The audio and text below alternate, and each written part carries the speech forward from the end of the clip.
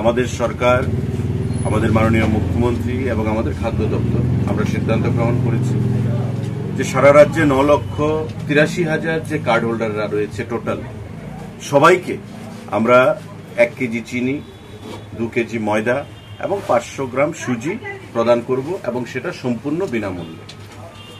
দুর্গাপূজার এই প্রাকলগ্নে আমরা জানি যে উৎসবের মরশুম শুরু হয়েছে। জাতি জনজাতি প্রতিটা অংশের মানুষের কাছে দুর্গা উৎসব খুবই গুরুত্বপূর্ণ। তাই শারদোৎসবের উপহার হিসাবে সারা রাজ্যের এই 9,83,000 যে কার্ড হোল্ডার জনগণ রয়েছেন তাদেরকে আমরা বিনামূল্যে খাদ্য দপ্তর থেকে, রাজ্য সরকারের তরফ থেকে এই জিনিসগুলো দেওয়ার বন্দোবস্ত করেছি।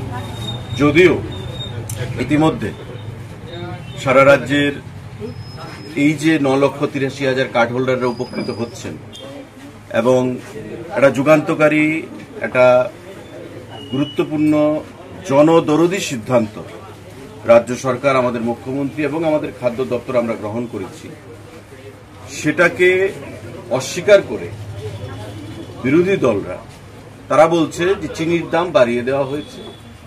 6,84,00,000 টাকা যে আমাদের খরচ করে আমরা এগুলো প্রদান করছি তার কৃতজ্ঞতা তারা স্বীকার করতে চায় না। চিনির দাম বাড়িয়ে দেওয়া হয়েছে এই কথা বলে যে ভোক্তাদের পকেট কাটছে খাদ্য দপ্তর। এদের জানা থাকা দরকার, তারাও সরকারে ছিল একটা সময়, যে খাদ্য দপ্তর কোনো ব্যবসায়িক প্রতিষ্ঠান নয় যে ভোক্তাদের পকেট কেটে দপ্তরের মধ্যে জমা করবে। টেন্ডারে এবার চিনির দাম বেশি এসছে। প্রতিবারই আমরা দেখেছি 2 টাকা, 2.5 টাকা, 3 টাকা, 4 টাকা করে চিনির দাম বেশি আসে। সারা দেশে চিনির দাম বৃদ্ধি পেয়েছে। এটা সারা দেশে ন্যাশনালি চিনির দাম বৃদ্ধি পেয়েছে।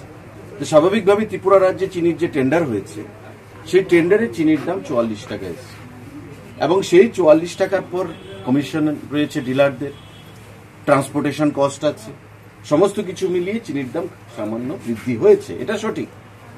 কিন্তু এটাকে মানুষকে বিভ্রান্ত করে, দপ্তরকে বা রাজ্য সরকারকে কালিমালিপ্ত করে জনগণের কাছে বিরোধী সব, বিশেষ করে যারা বিরোধী দলে রয়েছেন, যারা নির্বাচনের আগে সন্ধি করেছিলেন, ওই গণবর্জিত জনবর্জিত নেতৃত্বরা দল, তারা বলছে মানুষের পকেট কেটে খাদ্য দপ্তর সেখানে মানুষকে টুপি পরাচ্ছে। এবার এই পুজোর মরশুমে আমাদের মুখ্যমন্ত্রী, আমাদের সরকার আমরা প্রমাণ করেছি এবং আগামী দিনেও আমাদের এ ধরনের জনদরদী সিদ্ধান্তগুলো আমরা প্রদান করব রাজ্যের মানুষের মঙ্গলার্থে। বিশেষ করে উৎসবের দিনে যাতে প্রত্যেকের মুখে আমরা হাসি ফোটাতে পারি, এটা সামান্য একটা উপহার রাজ্যবাসীর প্রতি আমরা সেটা প্রদান করেছি।